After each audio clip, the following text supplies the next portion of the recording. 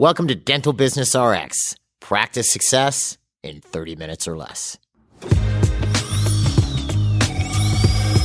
Thank you for calling ABC Dental. So we're almost 2 years into the pandemic, and how is dentistry doing?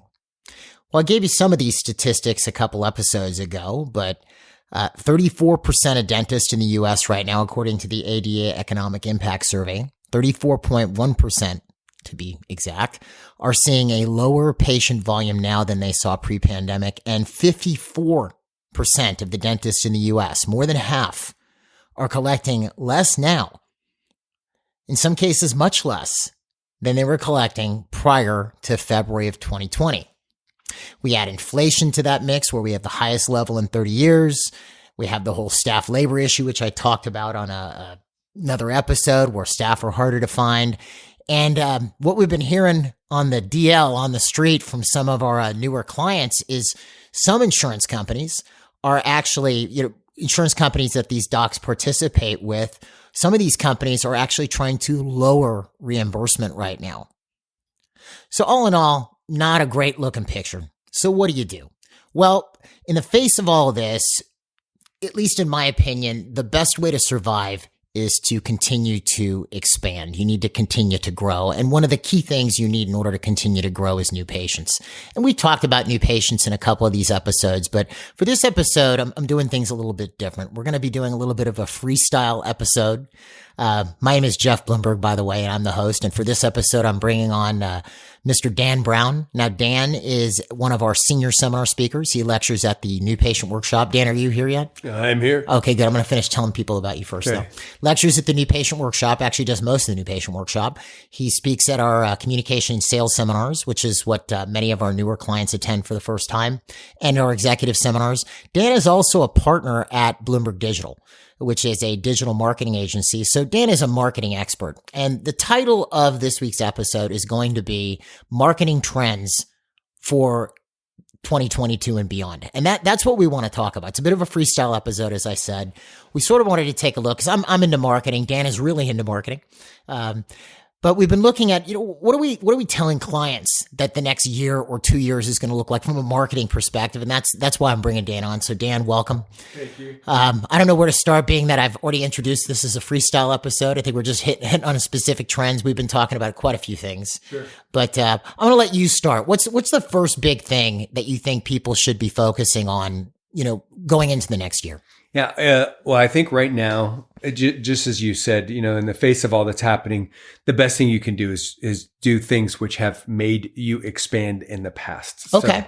So whatever conventional marketing or, non-conventional marketing that you've had success with in the past, I wowould say double down. I would say double efforts. I think we're in for some potentially interesting times in the next 6 to 12 months. I don't have a crystal ball, so I don't know for certain, but I can say this is that it'd be really good idea to be well prepared for what's to come if something does come. Okay. So focusing on things that have worked in the past for your practice, if that is, print marketing, if that's digital marketing, all those things, and then augment it with some additional things that we're seeing as trends right now. So let's talk about the trends. Right now, digital marketing, paid Google ads, Facebook paid ads, etc., are more expensive than they've been, I don't know, than I've ever seen them, actually. Well, it's funny you say that, because you had told me that at the same time I'd seen a Forbes article on it, right? And obviously you were telling me about that, as far as this is costing more and that's costing more. And I have this Forbes article up, if I can pull it up. Yeah. This is an article from, I forget which issue this is. This is the August issue of Forbes. Okay. And this is, they're quoting Polly Wong of Bilardi Wong, which is a direct marketing agency out of the San Francisco Bay Area. I didn't say that right. San Francisco Bay Area. Yep. There we go. And here is what she said. She said, based on our agency's information, the name of the story, by the way, if you want to look it up, is The Rising Cost of Digital Advertising Will Force Spending Shifts. Based on her agency's information, cost per 1,000 viewers did not increase in January 2021, but crept up in February plus 6% and jumped in March plus 68%. This is just what you were saying to me. Plus 68%. In April, the cost topped out at plus 89%. In May, increased by plus 69, in June by plus 42. July figures were not available. This is an August issue. So it's interesting that, so this is not just some idea out of a story from you were seeing it yourself personally. Yeah, it's happened. I mean, prior to the shutdown, general dentistry search term like dentist near me, $9 for a click. Okay. During the shutdown, everybody stopped advertising. So it became very inexpensive. You could spend $3 for a click. Okay. Not uncommon to see over $30 for a click right now. $30 a click. For a general. A click. A click. That's not a patient. That's just a click that just gets them to wherever you have directed them or your marketing company has directed them. Hopefully it's directing them to a landing page, not your website. This is startling. Do you stop your digital marketing? No. No, you don't. You keep marketing. You just get better at it. Make sure you got the right provider for it. But it's far more expensive. And yeah. Wow. And that's something I've seen with digital marketing is it seems like I'm talking a lot more than usual this episode because it's a freestyle episode. Yeah, it's freestyle. Unless it's just a me episode, in which case I'm the only, if I don't talk, then we'll call it a we episode. It's a we episode. There you go. Sure. But, because we saw this, where it's sort of like becoming to the point where you really need to know what you're doing with this now, don't you? Correct. Because I've seen it where people are doing Google PPC, pay-per-click, and they're advertising 4 towns over for cosmetic dentistry at 3 a.m. Yeah. And simple things could have been adjusted to do that properly. So that money you spend on somebody who knows what they're doing really makes a big difference here. Huge. Okay. Huge. So that's digital. There's other things that a person should be doing to make sure that their digital marketing is being done properly. But I think from a trends perspective, where we're seeing people get great results as opposed to not great results is if you're driving somebody to a landing page or to your profile, you could do a maps ad. When you do a dentist near me, you have the ads at the top, you scroll down, you have the map. Sure. And then you can put an ad right at the top of the results above or below the map. So there's generally... We were talking about this earlier. That's right. So there's generally 3 organic listings, non-paid listings beneath the map. Okay. That's called your local search results. Super important place to be. That's your SEO, your search engine optimization, which we should probably take a full episode and just talk about that. Yeah, we talked about it a little bit in one of the episodes. We can I think we get too deep into it. We're going to... shallow it up a little bit. Now we're going to end up with people going, Yeah, exactly. But anyhow, so beneath that map, you can put an ad there as well.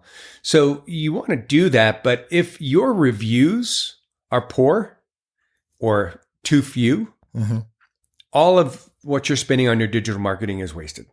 Because a consumer today is going to look at your social proof. Your social proof is what other people say about you rather than what you say about you. Sure. And if your reviews are too few, like you got 40 reviews, right, and your practices near you have 200 or 150 or 700, it's just like what happens on Amazon. You see similar products and one has a bunch of reviews.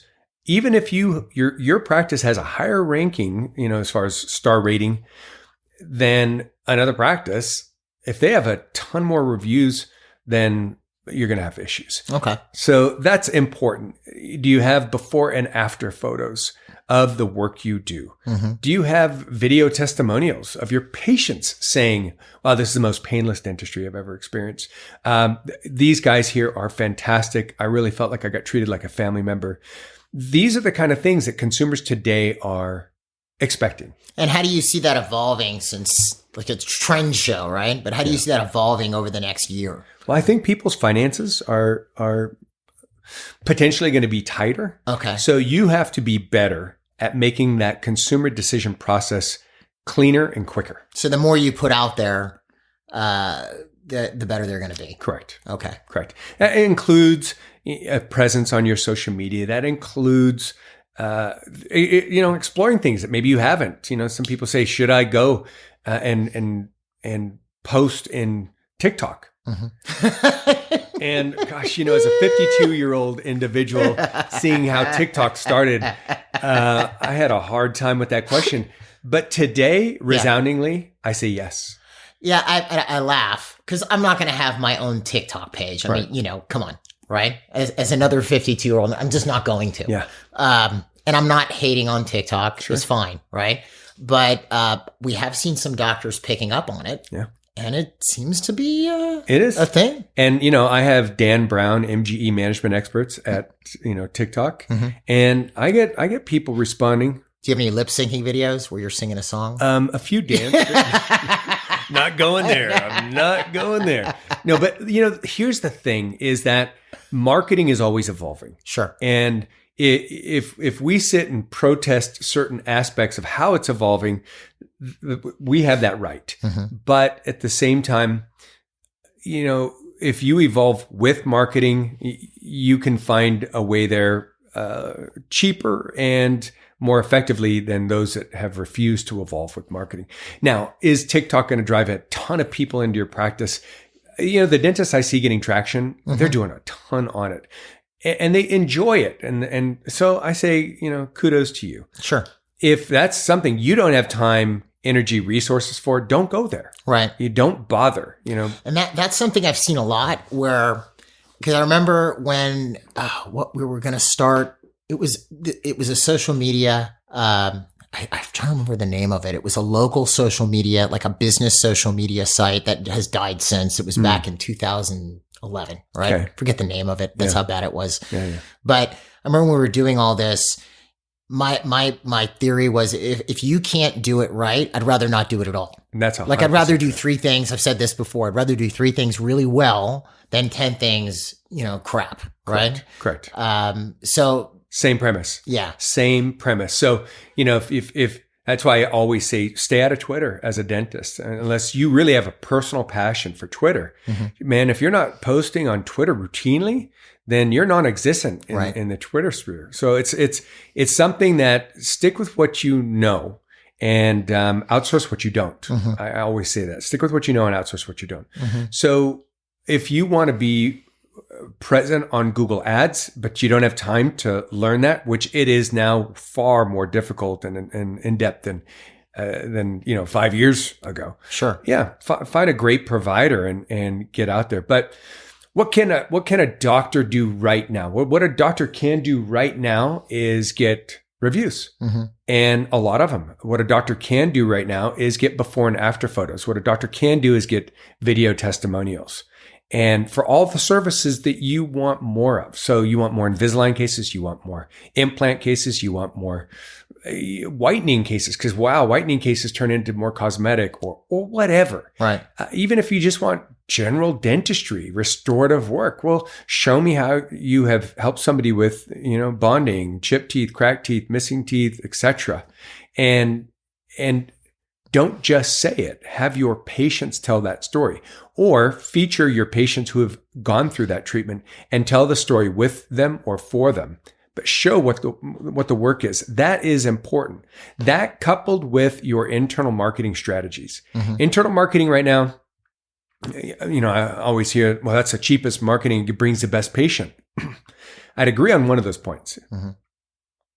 Cheapest, not by any means, because you have spent years and years and thousands of dollars to be the clinician that you are and to develop the team that you have to bring about this great family practice culture feeling when a patient comes in. And they talk about it in their reviews. Just go look at your reviews. Your patients are seeing that warm touch, that professional touch. You spent a lot on it.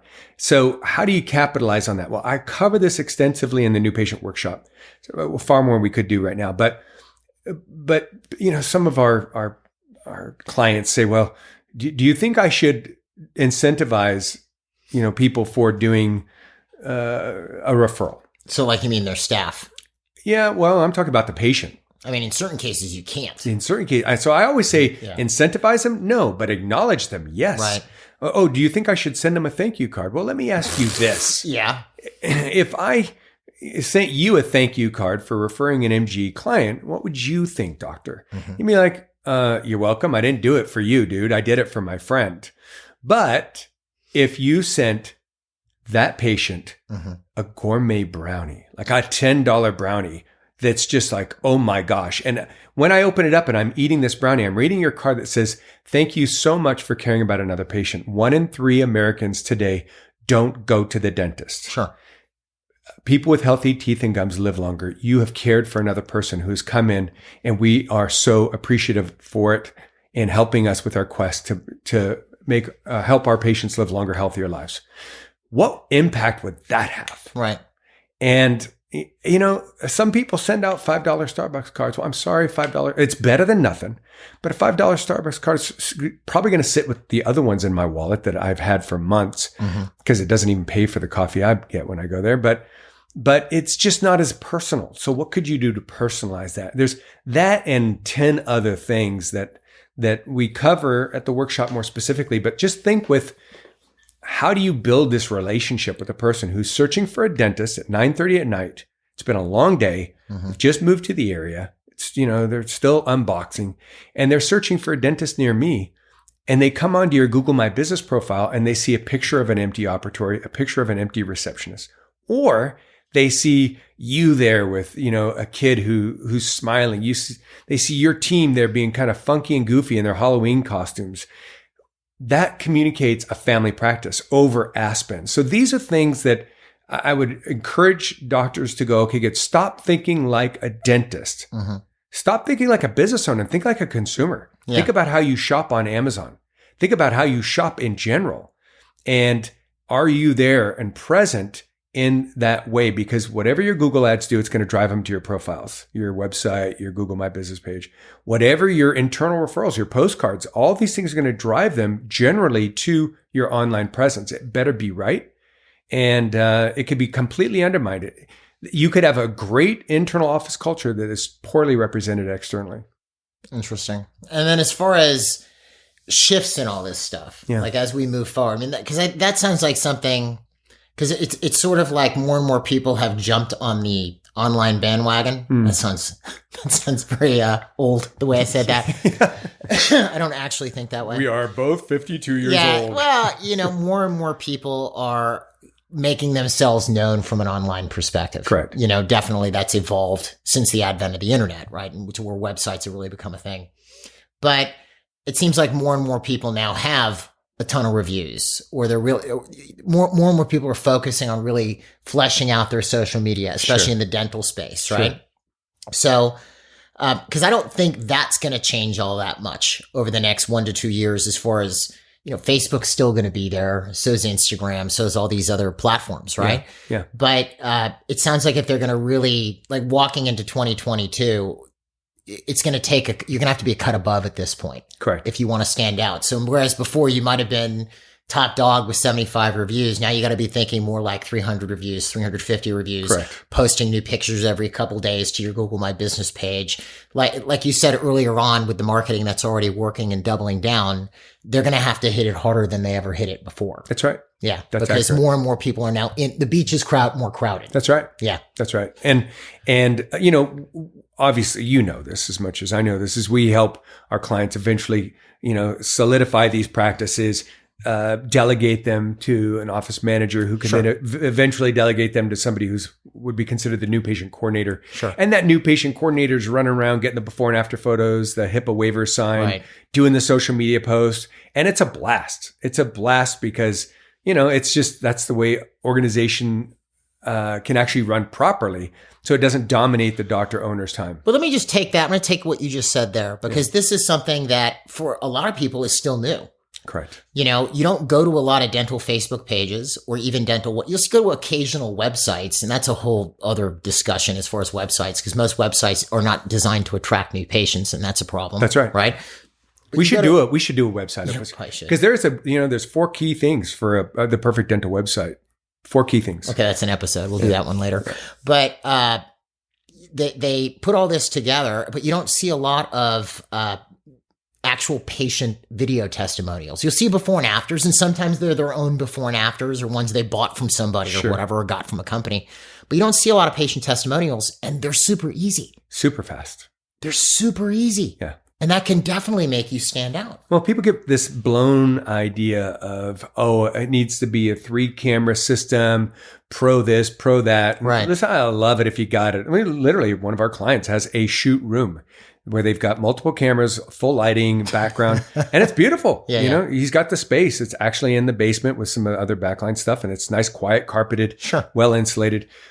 But you know what? That's one client that I know that has that. Right. Of all of our thousands of clients that we've serviced, that's the only one. What's the best camera? The one in your pocket. Yeah. The cell phone. What if the person is imperfect or stuttering or, says something? Okay, well, that's why we have video editing. We can, edit But some. to say that, sorry, I don't want to cut you off. I hate when interviews cut people off. Yeah. That's why it's my pet peeve. So I'm interested. What were you going to say? Well, you ever get like a newsletter from, I don't know, some place you bought something and you can see the people there themselves actually made it? Yes. It's, not really super high quality. It's not low quality. It's homegrown. It's homegrown versus you get a magazine from maybe your vet's office and you can tell they bought it from some company that makes veterinarian magazines and it's got, a recipe in it and this and that. It just goes in the trash. Correct. It's like overproduced in a way. Correct. Well, that organic element of a cell phone video, capturing a patient who says, this is the most painless dentistry I've ever had in my life. I have stayed away from the dentist because I hate needles and drills. Mm-hmm. And you guys have treated me like you're my family and I'll never go anywhere else. That 30-second testimonial will drive in more patients than any postcard campaign. Interesting. So when I hear these overinflated ideas of, it's got to be perfect audio, it's got to be this, I got to have a better backdrop. I was telling you earlier, there's this, one testimonial that was filmed by the receptionist who is holding the phone properly, landscape, right, sideways. Hold the phone sideways. Sideways, not upright, right? So could use it for YouTube, website, and for social media, but held it properly. But that was about it. The person was about 3 or 4 feet away. So the audio was okay. When a person's like 10 feet away, it sounds like they're talking through a tube. Mm-hmm. And the person was standing at reception at the window. Okay. The receptionist was on the other side of the window. And the person was talking through the window, a little square window, and gave an amazing testimonial, very similar to what I just said. Mm-hmm. And that has, because I see the analytics on how many views that has gotten, and they hear from patients how many people have come in from that testimonial. The phone was, the camera was moving all over the place. There's people talking in the background. You can hear the drill a little bit faintly in the background. It was organic, just like you said. Organic. It was real. Yeah, I think that's because I think ultimately what people are still looking for, even though we're in, all of 80% of our services are online, and this is obviously electronic, we're coming via podcast, people are still looking for reality and a personal contact. That's right. So if I see a video from my dentist, like I remember during the pandemic, we had a lot of our clients go out and, do videos to their patients, sort of like a message of hope, like, hey, we're going to get through this and we'll be seeing you again someday. Yeah. And, some of these videos were not very highly produced. And we told them, don't worry about it. Yeah. But I saw my doc did one and it was like, great, there's my doc. Yeah. That meant something. Right. Because it's from that person. I don't know quite how to describe it fully, but the reason I bring this up is so with Facebook and Google PPC and SEO and all these things, you need professional help. Correct. And you need someone who knows what they're doing. With those activities, I would say yes. Outsource those to providers that really are proven and know what they're doing. Yeah, really, you can always ask Dan questions about it if you have questions. But so if you're looking for an area, like you mentioned TikTok earlier, TikTok is new, just like Facebook advertising one day was new. Like when I did my first Facebook ad in 2013. Now I go to the Facebook portal and what I would produce is garbage. Luckily, our marketing department kept up on that. Yeah. But at first it was made for simple. Then it became more complex. Correct. So TikTok is still simple. Correct. Video, not necessarily advertising, but the use of video on social media, Instagram, Facebook, everywhere else, with video testimonials, even YouTube, right? It's not new, but it's a space not a lot of your competition, fellow dentists, have jumped into with both feet. That's right. So you're not facing a lot of competition when you're doing that. That's right. And then, when it comes to video, I always say video is it's like pizza. Mm-hmm. Even when it's bad, it's still pretty good. And all you got to do is kind of get yourself in gear on it. Come out of, paralysis on the thing. Pick up the phone, record the testimonial. And it's as simple as this. Hey, would you mind sharing your feelings about how your treatment has gone in our office? And then shut up. Yeah. and let the patient talk. You don't tell them what to say. You don't give them prompters. You just let them talk. Good. You'd think that they'll talk for about 20 seconds. You end the video. It's been 3.5 minutes. Send that, to me. I'll have a look at it. I've got a video editor who can take a look at it. We trim that down to 40 seconds to punch up put a little background music in and a little intro on it. Mm-hmm. Beautiful. Beautiful, right. Beautiful. How long did that take you to get? It took you 3 minutes. Well, and definitely walking into the future, we do have the inflationary environment that they're in. Correct. You're probably going to have to raise your fees, which I'll probably do a whole other episode on, because if you don't, you're going to start running into problems. But you're going to want to stand out. And that's why I like this idea of video marketing, other new things, because you're not you're not on the crowded beach. That's right. You're still there's just a couple people there. That's right. So the further ahead you get, the more established you become. Yep. And then as far as other things, so we take a look, we're walking into 2022. We're recording this episode in mid-October of 2021. So social media, you're just going to have to get better at. You're going to need more reviews. You need more of this. They can do the video. They can do TikTok. Is there any other things you see changing? I mean, with the increasing cost of PPC, right? Assuming you're using somebody who knows what they're doing. Okay, we're just assuming that, because otherwise you are just blowing your money. Sure. Okay. Do you see people moving back to alternative forms of outreach? I do. I think it's already happening. Okay. So, direct mail there's exact guidelines for it. You could say, oh, okay, good. Hey, he said direct mail. Let's get our postcards going again, and totally miss it. Because if you don't modernize and how fast people are, what they want to see. Mm-hmm. If you don't have those elements, I cover all those at the new patient workshop.